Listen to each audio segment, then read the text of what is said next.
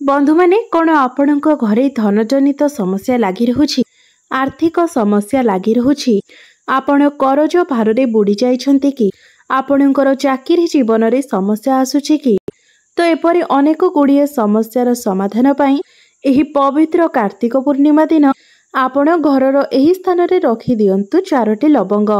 देखिबे केवल गोटिए मास भितरे ही आपणकर ए सबु समस्यार समाधान हेबाकु लागिबो। बंधु माने 15 नवेम्बर 2024 शुक्रवार हेउछि पवित्र कार्तिक पूर्णिमा एवं एही पवित्र कार्तिक पूर्णिमा दिन आपण माने करिनियंतु एही 4टी लवंगर प्राचीन कालर एही महा उपाय। आपणको जीवन रे चलिथिबा समस्त दुख कष्टरो आपणको तुरंत ही मिलिजिबो मुक्ति। भगवान श्री विष्णु एवं माँ लक्ष्मी को कृपारु ना केवल हेबो आपणको गृहरे धनर वर्षा बरं आपण मध्य बनि जाई पारंती कोटिपति। खुशी रे भरी जीव आपणकर घर। बंधु माने आपण माने जानती आमर वर्षर 12टी मासरे 12टी पूर्णिमार तिथि आसी थाए। तेबे ता मध्यरु कार्तिक पूर्णिमार तिथिटी अत्यंत खास होई थाए एवं विशेष होई थाए। 12टी जाक पूर्णिमा मध्यरु कार्तिक पूर्णिमाटी को एक स्वतंत्र महत्व प्रदान करा जाय थाए, कारण एही दिन भगवान श्री विष्णु एवं माँ लक्ष्मी सहित एही दिन शिव शंकर को पूजा करिवार मध्य एक विशेष महत्व रही थाए। तेणु एही दिनटी अत्यंत खास होई थाए, जहा फल आपण एही दिन करिथिबा पूजा पाठ एवं उपायर शुभफल आपणको तुरंत ही प्राप्ति होई थाए। प्रत्येक वर्षर कार्तिक मासर पूर्णिमा तिथि को कार्तिक पूर्णिमा भावरे आमे जानि थाओ एवं एही कार्तिक पूर्णिमार तिथिटी को विशेष लाभकारी एवं शुभकारी बोली माना जाय थाए। एही दिन आपण व्रत किंबा उपवास रखिबा द्वारा एवं एही दिन विशेष रीति रे आपण श्री विष्णु माँ लक्ष्मी एवं माँ तुलसींकर विशेष रीति रे पूजार्चना करिबा द्वारा आपणको अनेक गुणा अधिक शुभ फल प्राप्ति होई थाए। आपण जदि प्रत्येक अमावास्या एवं पूर्णिमा तिथि रे दुखी दरिद्र व्यक्ति माननकु सहाय्य करंती तो आपणको अनेक पुण्य फलर प्राप्ति होई थाए। अनेक पापरो मध्य आपणको मुक्ति मिली थाए। एही दिन स्नान दान इत्यादि करिबा द्वारा आपणको अनेक शुभ फल मिली थाए।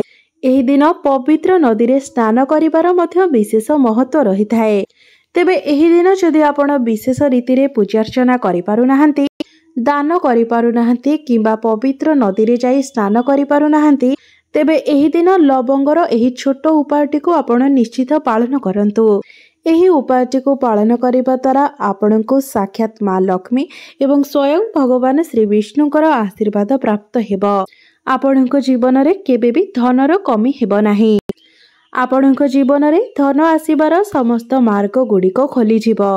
माँ लक्ष्मी एवं भगवान श्री विष्णुको कृपारु आपणको घरर एवं घरर सदस्य मानकर उत्तरोत्तर उन्नति हेबो। एहा सहित आपणकर भाग्य मध्य चमकी उठिबो। आपण जो भी कार्य आरंभ करिवे सेथिरे निश्चित रूप से आपणको सफलता मिलिबो। तो एबे आपण निश्चित रूप से भाबुथिबे जे लवंगर केवल ही छोट उपाय द्वारा किपरि आपणको भगवान श्री विष्णु एवं माँ लक्ष्मीकर आशीर्वाद प्राप्ति होई पारिबो। लवंगर उपाय करी आपणकर भाग्य किपरि चमकी उठिबो। तो बंधु माने आपण माने जानि रखिबा उचित जे ए जे लवंग रही थाए सेथिरे माँ लक्ष्मीकर दिव्य शक्ति गुड़िकर वास होई थाए एवं जदि भगवान श्री विष्णु एवं माँ लक्ष्मीकर पूजारे लवंगर व्यवहार करा जाए तो सेही पूजा तुरंत ही सिद्ध होई थाए। एवं जदि आपण पूर्णिमार राति रे 4टी लवंगर एही प्राचीन कालर महा उपायटी को पालन करि नेउछन्ती, जहा आजिर एही भिडियो रे मो आपण माननकु कहिबाकु जाउछि। एही उपायटी द्वारा संपूर्ण वर्ष सारा आपणकर भाग्य आपणकर साथ देबो। एही संपूर्ण वर्षटी रे आपणक जीवन रे आर्थिक समस्या देखा देबो नाही, आपणको धनर अभाव हेबो नाही। तेबे बंधु माने सेथिपय आपण माने भिडियोटी को स्किप न करी शेष पर्यंत निश्चय देखंतु एवं भिडियोटी को लाइक करे चैनलटी को सब्सक्राइब करि दियंतु एवं कमेंट बॉक्स रे भक्ति एवं श्रद्धार सहित जय श्री विष्णु जय माँ लक्ष्मी निश्चय लिखंतु। तेबे बंधु माने प्रथम उपायटी हेउछि शुक्र ग्रह को कुंडली रे मजबूत बनाइबार महा उपाय। बंधु माने शुक्र हेउछन्ति धन एवं ऐश्वर्यर कारक ग्रह। जो व्यक्तिर कुंडली रे शुक्र मजबूत स्थिति रे थांती सेही व्यक्ति जीवन रे धनजनित जहाँ भी निर्णय नहीं थांती सेथिरे तांको लाभ ही लाभ मिली थाए। जो ग्रह ଯେଉଁ ବ୍ୟକ୍ତିଙ୍କୁ ଶୁକ୍ର ଗ୍ରହଙ୍କର ସାଥ ମିଳିଥାଏ ସେହି ବ୍ୟକ୍ତି ସମାଜରେ ଏକ ଧନୀ ବ୍ୟକ୍ତି ଭାବରେ ପରିଗଣିତ ହୋଇଥାନ୍ତି। ମାତ୍ର ଯେଉଁ ବ୍ୟକ୍ତିଙ୍କ କୁଣ୍ଡଳୀରେ ଶୁକ୍ର ଗ୍ରହ ଦୁର୍ବଳ ସ୍ଥିତିରେ ରହିଥାନ୍ତି ସେହି ବ୍ୟକ୍ତି ତାଙ୍କ ଜୀବନରେ ସର୍ବଦା ଧନଜନିତ ସମସ୍ୟାର ସାମ୍ନା କରିଥାନ୍ତି। ଜୀବନରେ ତାଙ୍କୁ ସର୍ବଦା ଆର୍ଥିକ ସଙ୍କଟ ଦେଇ ଗତି କରିବାକୁ ପଡ଼ିଥାଏ।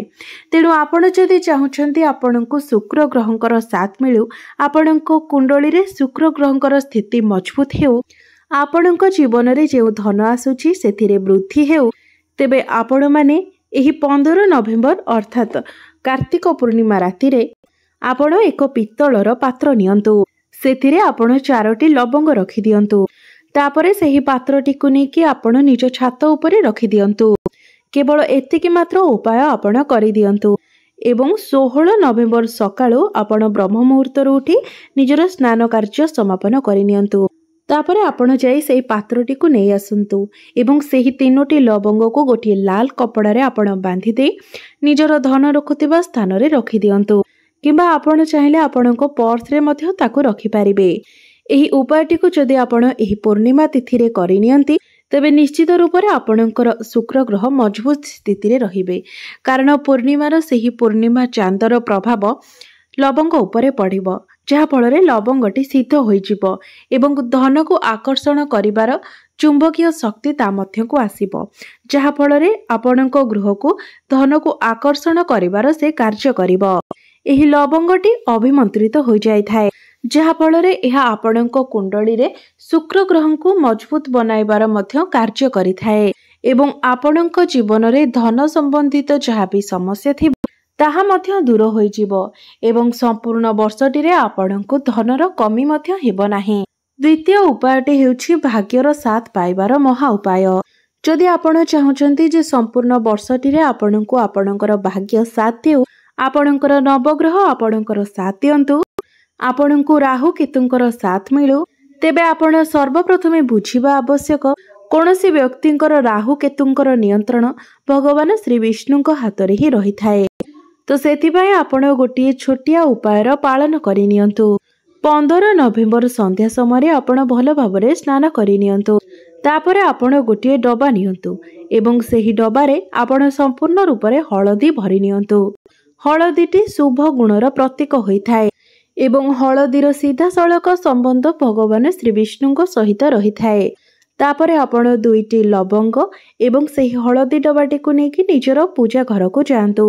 ତାପରେ ଆପଣଙ୍କର ପୂଜା ଘରେ ଥିବା ଭଗବାନ ଶ୍ରୀବିଷ୍ଣୁଙ୍କର ପ୍ରତିମା କିମ୍ବା ଫଟୋଚିତ୍ର ସମ୍ମୁଖରେ ବସିଯାଆନ୍ତୁ। ତାପରେ ଆପଣ ଭଗବାନଙ୍କ ସମ୍ମୁଖରେ ଏକ ଘିଅର ଦୀପ ପ୍ରଜ୍ୱଳନ କରନ୍ତୁ। ତାପରେ ସେହି 2ଟି ଲବଙ୍ଗ ଏବଂ ହଳଦୀ ଡବାଟିକୁ ନିଜ ହାତରେ ଧରି ଭଗବାନ ଶ୍ରୀବିଷ୍ଣୁଙ୍କର ବୀଜ ମନ୍ତ୍ରକୁ 11 ଥର ଜପ କରନ୍ତୁ। ବୀଜ ମନ୍ତ୍ରଟି ହେଉଛି ଓಂ ନମୋ ଭଗବତେ ବାସୁଦେବାୟ ନମଃ। ତେବେ ଏହି ବୀଜ ମନ୍ତ୍ରକୁ ଆପଣ 11 ଥର ଜପ କରିସାରିବା ପରେ ସେହି 2ଟି ଲବଙ୍ଗକୁ ଆପଣ ହଳଦୀ ଡବା ଭିତରେ ରଖିଦିଅନ୍ତୁ। ତାପରେ ଡବାଟିକୁ ବନ୍ଦ କରି ନେଇ ଆପଣଙ୍କର ବେଡରୁମରେ ସେହି ଡବାଟିକୁ ରଖିଦିଅନ୍ତୁ। କେବଳ ଏତିକି ଉପାୟ ଯଦି ଆପଣ ଏହି କାର୍ତ୍ତିକ ପୂର୍ଣ୍ଣିମା ଦିନ କରିନେଉଛନ୍ତି ତ ଆପଣ ପରିଲକ୍ଷିତ କରିବେ ଯେ ଏହି ସମ୍ପୂର୍ଣ୍ଣ ବର୍ଷଟିରେ ଆପଣଙ୍କର ଭାଗ୍ୟ ଆପଣଙ୍କର ସାଥ ଦେବ। ଭଗବାନ ଶ୍ରୀ ବିଷ୍ଣୁଙ୍କର କୃପା ଆପଣଙ୍କ ଉପରେ ବନି ରହିବ।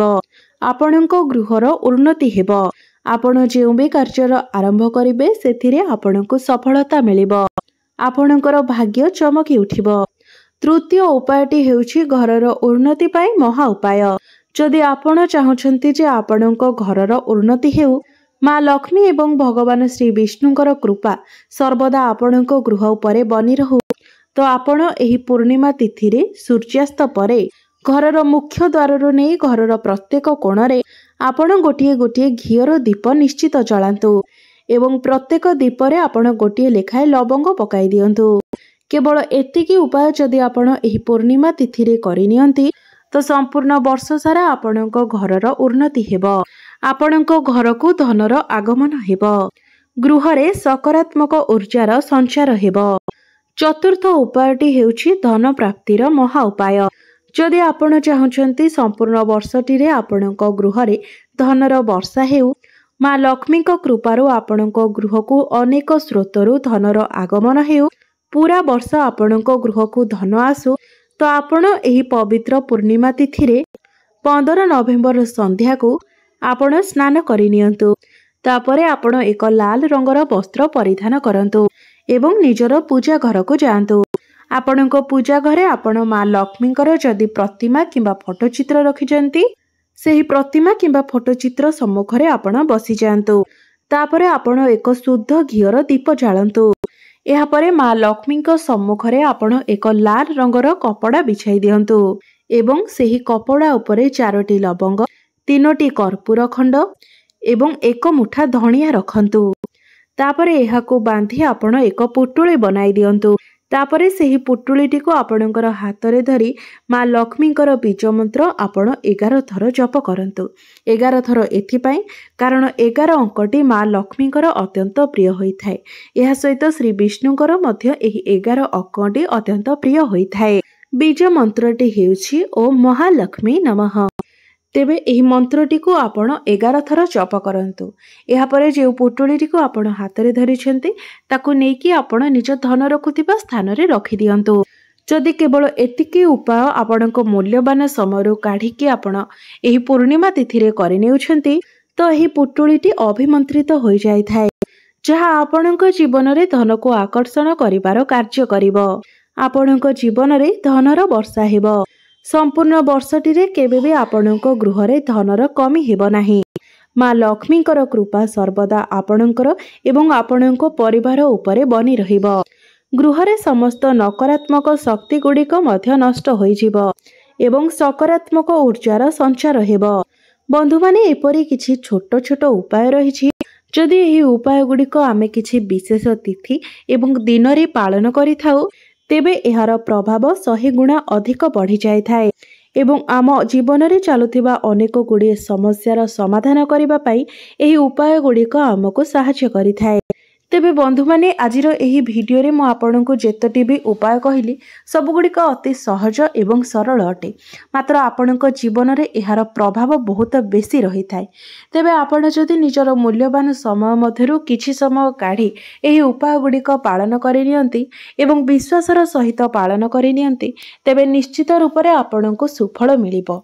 तो बंधु माने मोर एही भिडियोटी जदि आपण मानको भलो लागि थाए तेबे भिडियोटी को लाइक करि चैनल टी को सब्सक्राइब करिदेबे एवं कमेंट बॉक्स रे भक्ति एवं श्रद्धार सहित जय श्री विष्णु जय माँ लक्ष्मी निश्चय लिखिबे।